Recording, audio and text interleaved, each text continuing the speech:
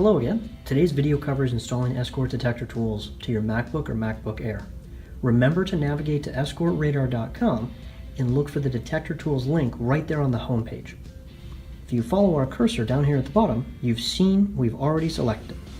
When you click that link, the next page that comes up is going to be the download links for the Detector Tools program.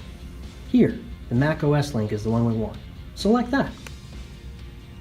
Doing so will put it in the Downloads tab for your Safari browser. It's the down arrow up here on the right side. Selecting that opens the Download tab. Double-click the install file and you'll be presented with the license agreement. If you agree, select Agree. Now the install process has one more step. Make sure this window appears and make sure you click and drag the Detector Tools program over to the Applications folder, just like that.